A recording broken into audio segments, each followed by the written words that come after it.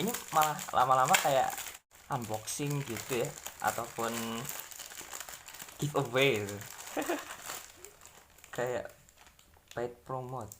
Assalamualaikum warahmatullahi wabarakatuh. Perkenalkan, nama saya Fendi Gusi Pramono, Prodi Agribisnis Hortikultura, kiram 0305190082, dan ini adalah kota jamu.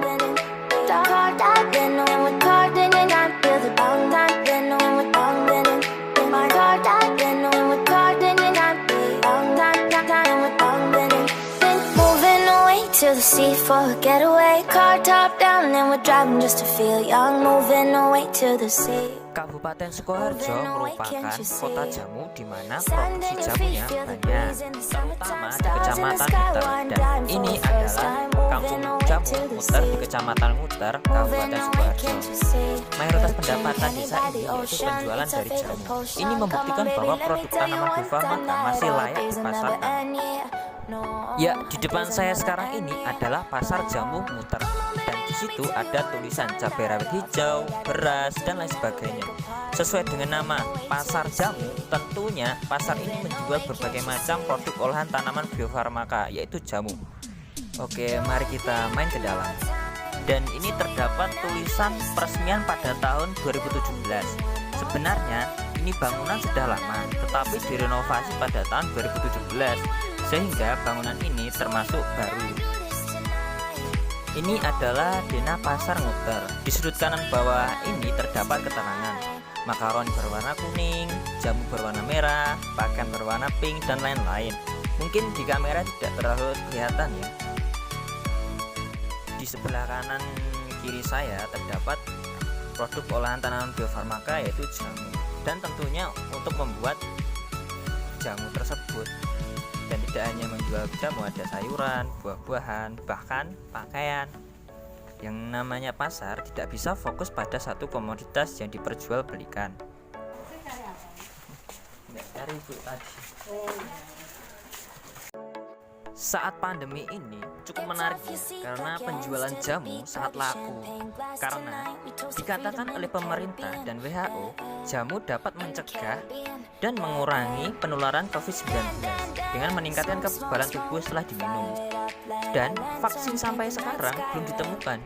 Saat saya sensus harga pasar bersama BPP Tawangsari di bulan Mei sampai Juni, harga jahe bisa mencapai 100.000 per kilogram pada pandemi. Anehnya, ini aku sedikit senyum sendiri ya, walaupun sentra produksi jamu. Tetapi ketika membaca berita-berita mengenai Kabupaten Sukoharjo yang mendapatkan peringkat ketiga sebagai kabupaten terbanyak penularan COVID-19 se-Jawa Tengah, bahkan mendapat peringkat kedua pada bulan-bulan tertentu. Ini bukan sebuah prestasi ya. Bahkan di peta itu yang dikeluarkan oleh Dinas Kesehatan sudah seperti partai, itu merah semua. Ini bukan waktunya menyalahkan pemerintah, saatnya mendukung pemerintah, dan peran serta warga juga penting. Penyuluhan atau edukasi sangat perlu dalam rangka mengurangi penularan. Dalam membaca berita yang dikeluarkan, jangan menganggap 100% berita itu benar atau berita tersebut kata-katanya dilebih-lebihkan.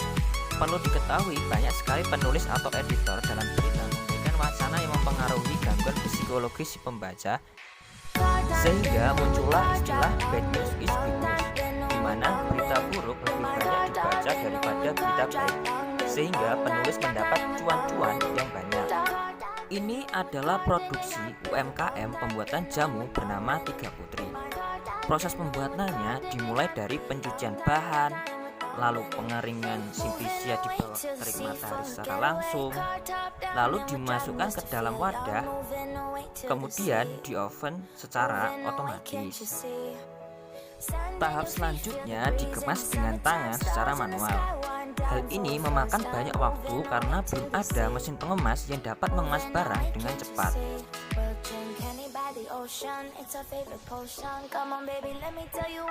Ini adalah salah satu hasil produksi UMKM Tiga Putri. Ada kepiar arum, wedang purwoceng, wedang wop, wedang segar lemon jahe, wedang secang, lungkrah alang-alang, teh serai, dan masih banyak lagi produksi dari Tiga Putri. Barang yang sudah dikemas kemudian ditimbang untuk mengetahui beratnya.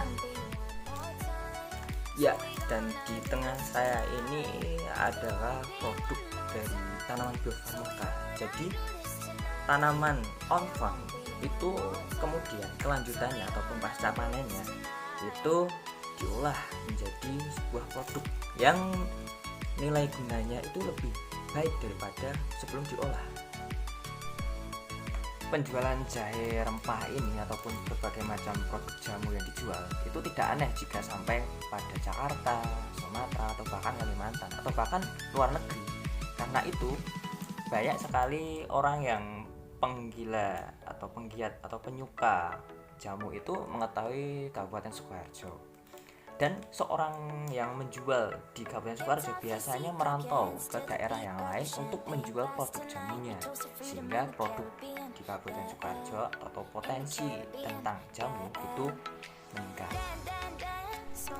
Nah, ini kenapa jahenya bentuknya rempah ya, bukan bubuk, karena konsumen itu ternyata lebih suka rempah daripada bubuk, karena bubuk itu banyak konsumen yang bilang dan menduga bahwa ada banyak pengawetnya. Oleh karena itu saya mencari produk UMKM yang menjual jahe yang rempah. Nah, dan cara memasaknya pun mudah ya. Mungkin di kamera nggak kelihatan ya, tapi di sini kelihatan sih. Dengan cara menyeduh dengan 1 gelas air panas, terus diamkan 5 menit dan kemudian diminum. Dan ini tidak 100% jahe ya. Ini ada gula arem, jahe, secang, kunir, temulawak, kaploka, PK, dan kayu manis. Tapi komposisi yang paling banyak itu memang jahe. Ini kita buka dulu ya. Ini malah lama-lama kayak apa, unboxing gitu ya, ataupun giveaway gitu. Kayak paid promote ya, ini bukan ya, ini 100% tugas kuliah ya. Dan ini adalah isi dari jahe rempah. Manfaat jahe rempah yang pertama yaitu mengurangi mual, kedua mengurangi rasa sakit, ketiga membantu proses detoksifikasi, keempat melindungi dari kanker, kelima anti peradangan, dan yang terakhir nomor 6 mencegah penyakit kulit.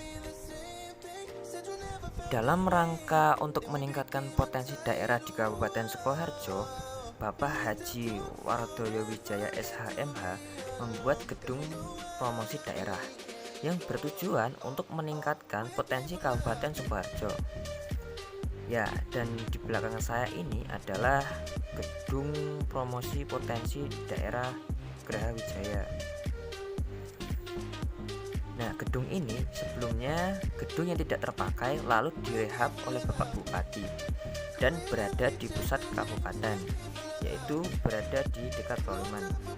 Bisa dilihat di belakang saya ini adalah Proliman. Itu adalah Proliman, dan di belakang saya ini adalah gedung promosi. Gedung promosi ini digunakan untuk mempromosikan potensi daerah Kabupaten Sukoharjo seperti batik, jamu, dan lain-lain khas daerah Kabupaten Sukoharjo. Jadi gedung ini yang sebelumnya di daerah Sukoharjo mempunyai potensi ataupun tidak mempunyai potensi, itu dapat meningkatkan pendapatannya dengan mempromosikan penjualannya di gedung ini. Jadi potensi-potensi yang belum digali ataupun sudah ada dapat meningkat, sehingga Kabupaten Sukoharjo mempunyai identitas tersendiri. Contohnya jamu, di mana jamu sangat familiar di Kabupaten Sukoharjo. Bahkan terdapat patung jamu yang menjadi maskot Kabupaten Sukoharjo ini.